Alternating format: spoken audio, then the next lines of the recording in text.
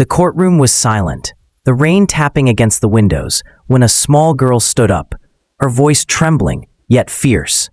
With the judge staring down and the prosecutor ready to strike, she raised her hand and said words that froze the entire room. "Don't take my dad, take me instead." From that moment, nothing in the courtroom would ever be the same. If you are new to the channel, then please subscribe to the channel, like the video, and tell us in the comments where you are watching from. Now, let's jump into the story. The rain had not stopped since morning. Gray clouds pressed low against the town, and people hurried through the courthouse doors with damp coats and dripping umbrellas. The air inside smelled of old wood polish and wet fabric.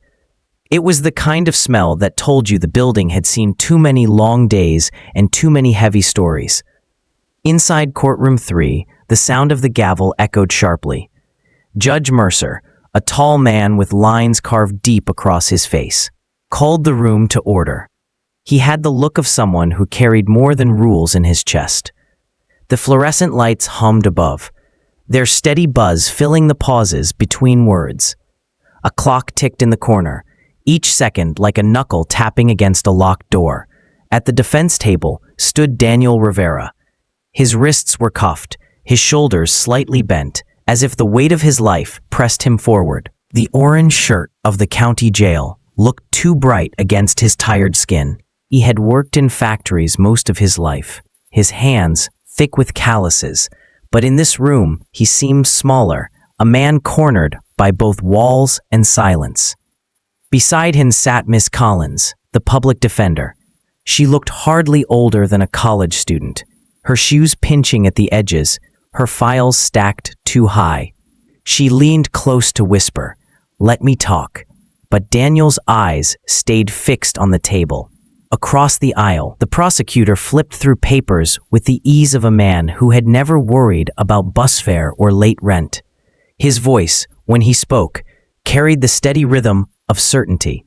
Then, from the gallery, a small sound broke through. A chair creaked. Tiny sneakers scraped against the wooden floor. Nora Rivera, only 9 years old, rose to her feet. Her hair was loose from a braid, strands falling over her pale cheeks. Her cardigan was too big, sleeves dangling past her wrists. Still, she lifted her small hand like a white flag no one had taught her to raise. The bailiff took a step forward, unsure, but the girl's voice came before anyone could move. "Please," she said. Her words were clear, though her voice trembled at the edges. "Don't hurt my dad. Take me instead." The courtroom froze. Pens stopped moving. A reporter's hand hovered above her notepad, ink hanging in the air. The prosecutor looked up sharply. Miss Collins blinked in surprise, her mouth half open. Even the hum of the light seemed to lower, as if listening. The bailiff, caught mid-step, hesitated. All eyes turned to the front of the room. Judge Mercer slowly leaned forward, his glasses slipping down the bridge of his nose. He had presided over hundreds of cases, many filled with shouting, anger, or desperation. But nothing had prepared him for a child standing in the middle of his courtroom, offering herself in place of her father. He raised one palm, halting the bailiff. His eyes searched the small figure. "What is your name?" he asked. His voice was steady, but quieter than before, careful like a hand reaching toward a stray animal. "Nora," she answered. She swallowed hard and looked at her father. Daniel's chest rose and fell, panic buried under his ribs. He wanted to tell her to sit, to stay quiet, but the words never reached his lips. Nora looked back at the judge. "My dad didn't do anything bad. He just ran. He only ran because he was scared." A murmur rippled through the gallery. People leaned closer, eyes darting from father to daughter. Nora climbed up, her skirt bunched awkwardly, her legs swinging just above the floor. Her hands folded tightly in her lap, knuckles pale. The silence grew heavy again, pressing against every wall. The prosecutor shifted uncomfortably, his papers no longer sounding confident. The public defender stole a glance at the judge, unsure where this would lead. But all eyes stayed on Nora. In that pause, something unspoken filled the room. It was the moment that would divide the story into before and after. The gavel rested still. The clock ticked on. And yet, it felt as if time itself had stopped, waiting for what this small girl had set in motion. The courtroom was still, as if the walls themselves held their breath. Nora sat on the chair beside her father, her legs too short to reach the floor. Her small fingers pressed together so tightly that her knuckles had turned white. The room, filled with lawyers, reporters, and strangers, now seemed to orbit around the child's voice. Judge Mercer leaned forward slightly. His glasses caught the light as he looked at her. "Nora," he said, his tone softer than before, "why did you say those words? Why did you offer yourself?" The girl swallowed hard. Her eyes shifted between the judge and her father. "Because," she whispered, "I thought if they take my dad, they'll take me too. I read about it. I saw the word custody. I know what it means." Her voice wavered, but her honesty carried across the wooden benches. Whispers spread through the gallery. Some people shook their heads, others covered their mouths. Daniel finally lifted his eyes. He wanted to speak, but his throat felt closed. When he looked at his daughter, shame and pride collided inside him. Shame because she had seen more than a child should. Pride because her bravery was greater than his own. Judge Mercer turned his gaze to Daniel. "Mr. Rivera," he said, "you may speak. Tell me why you ran." The room tightened. The prosecutor leaned back in his chair, already preparing to interrupt. Miss Collins touched Daniel's elbow, encouraging him. Daniel cleared his throat. "Your Honor," he began, his voice rough. "I didn't run to fight anyone. I ran because I saw my daughter by the park. I saw her standing near the slings when the officers shouted. I thought they were going to grab her. I couldn't think straight. I just ran to protect her." His words carried no polish, no rehearsed rhythm. They were simple, but they cut straight through the silence. Nora nodded, as if confirming his story. "That's true," she said. "My dad always tries to hide the scary parts from me, but I saw. I saw the lights and the shouting. I thought they were going to hurt him, and then me too." The prosecutor cleared his throat loudly. "Your Honor, this is highly irregular. The testimony of a child cannot—" But Judge Mercer lifted his hand, silencing him. His eyes never left Daniel. "Continue," he said quietly. Daniel took a deep breath. "I work nights at the factory. Sometimes I fix cars on the side to pay bills. That evening, I was helping a neighbor when I cut through the park to get home. I was tired and I was late. Then I saw the lights, the shouting. I felt fear like I used to feel as a boy when danger came close. I am not proud, but I ran. I ran because I didn't want my daughter to see me pushed to the ground. I ran because I wanted her safe." His words hung in the air, heavy and unpolished. Miss Collins added, "Your Honor, my client has no violent record. His only fines are from unpaid tickets. What we need to know now is why the official body camera footage is missing." A ripple of unease moved across the room. The mention of evidence shifted the energy. Judge Mercer sat straighter. "Is it true?" he asked, his voice sharp now. The prosecutor hesitated.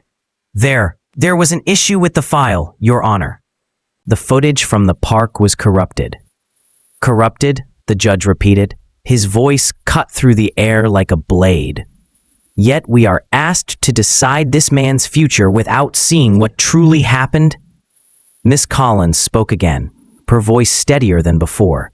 "There is word that Officer Harris recorded on a secondary device that night. We have requested it, but we have not received it." A murmur spread through the gallery. The reporters leaned forward, pens scratching again. Nora's small shoulders lifted with a shiver. Daniel reached his cuffed hand as close as he could to her chair, though the chains stopped him short. Judge Mercer's jaw tightened. "This court will not proceed without clarity. Bailiff, find Officer Harris. We will recess until this matter is resolved." The gavel rested, but the echo of his words spread wider than wood could carry. As the judge rose, the gallery stirred with quiet voices. Some whispered about missing footage, others about the courage of a child who had stood up against the silence of a courtroom. Nora leaned against her father's side. She was still trembling, but her voice was steady when she whispered, "See, Daddy, I told you they needed to hear the truth." Daniel closed his eyes. For the first time in weeks, he felt a crack of light slip through the fear. The session paused, but the story was no longer the same. Something had shifted. The truth was no longer buried, and the courtroom waited, tense and unblinking, for what would come next. The rain outside had softened, but inside the courthouse, the storm was only beginning. Judge Mercer had called for Officer Harris, and now the room waited in a silence heavy enough to press on every chest. Nora sat stiffly on her chair beside her father, her hands folded so tight they looked carved from stone. Daniel Rivera sat chained, his shoulders hunched, eyes locked on the floor, as if he feared what might come next. When the side door finally opened, Officer Harris stepped into the courtroom. His uniform was damp from the rain, his dark hair plastered against his forehead. There was something hollow in his eyes, the kind of look a man carried after seeing too much. In his hand, he held a phone with a cracked screen.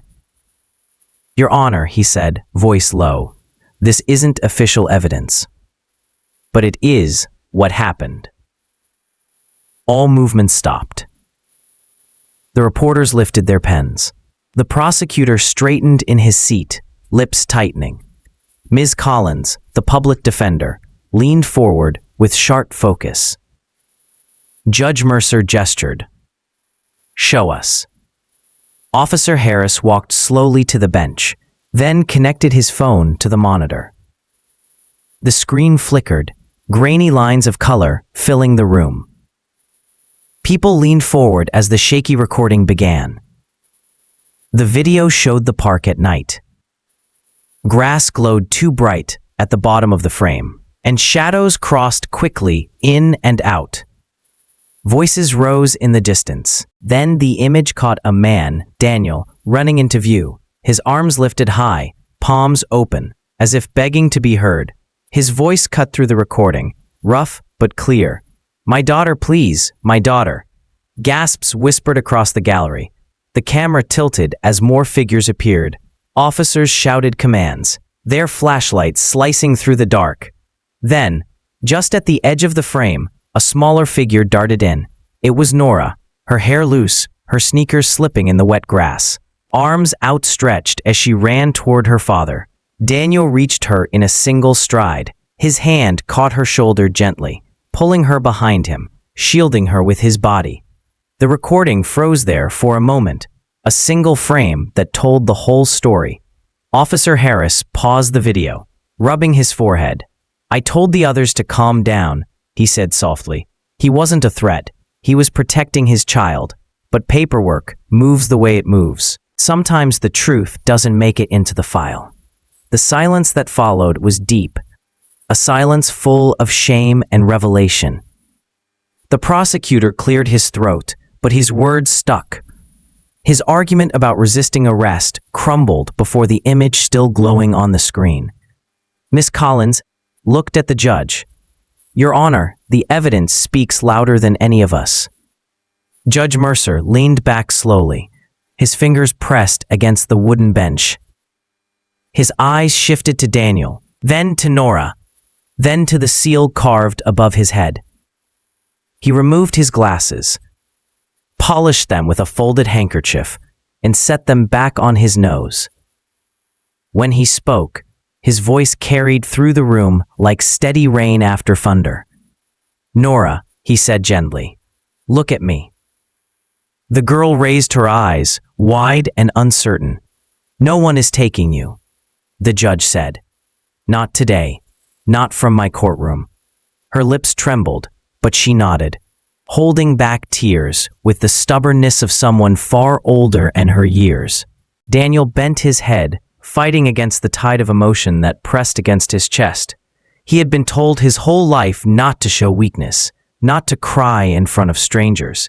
But now, with his daughter sitting beside him and the truth revealed, his eyes burned with a relief he had almost forgotten existed. The gallery erupted in whispers. Reporters scribbled furiously, trying to capture what they had just witnessed. The bailiff shifted uneasily, knowing this case had become more than routine. Judge Mercer raised his gavel, but instead of striking, he spoke again. This recording makes one fact clear. Fear, not guilt, guided this man's steps. We will not bury that truth under missing files and silence. He nodded to Officer Harris. This video will be preserved and reviewed in full. We cannot change what already happened, but we will not ignore what we have seen. Nora leaned closer to her father, whispering, "See, Daddy? They know now."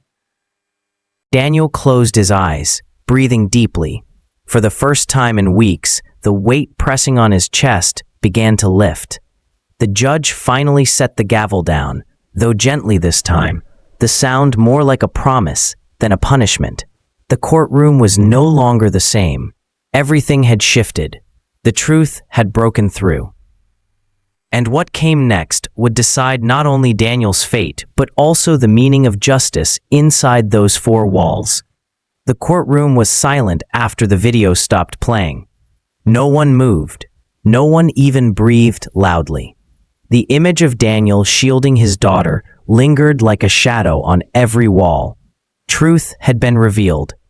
And now the weight of judgment sat heavy on the bench. Judge Mercer removed his glasses and rubbed the bridge of his nose. He looked out over the room, first at Nora, then at Daniel, then at the prosecutor, who shifted uncomfortably in his chair. The judge's voice, when it finally came, was steady, but carried a new tone. Less of authority, more with humanity. "Fear is not a crime," he said. "Protecting your child is not a crime. What we have seen today makes that clear." The prosecutor stood, papers trembling in his hand. "Your Honor, the law," Judge Mercer interrupted, "is meant to serve justice, not bury it. And justice is not blind to the truth we have witnessed." The words rolled through the room, each one pressing deeper than the last. He turned his gaze to Daniel. "Mr. Rivera, the resisting charge is dismissed. The unpaid fines and bench warrant will be converted to community service. But not just service. You will take part in the Second Chance Kitchen program in the courthouse basement. There, hours worked will be paid beyond the required service, giving you both accountability and a new beginning." Daniel's mouth opened slightly, but no sound came. His heart pounded. For weeks he had prepared himself for prison, for the shattering of what little stability he and his daughter still held. Now, instead, a door had opened where he expected only walls. Miss Collins, the defender, released a breath she had been holding. The gallery buzzed with quiet voices. The reporters scribbled with feverish energy, knowing they were recording more than just a case. This was a turning point. Judge Mercer's eyes softened as they found Nora. "You are not the price of anything," he told her. "You are the promise of everything. This court will not take you from your father. Instead, we will repair what fear tried to destroy." The girl blinked hard, holding back tears, then nodded with a seriousness that made her look older than her 9 years. The gavel finally struck, but this time the sound was not sharp. It did not slam like a door closing. It echoed instead like something gentle, something that carried both mercy and dignity. Court was adjourned. Outside, the rain had slowed to a mist. People filed through the courthouse doors, their conversations hushed. Nora and Daniel stepped into the damp air together.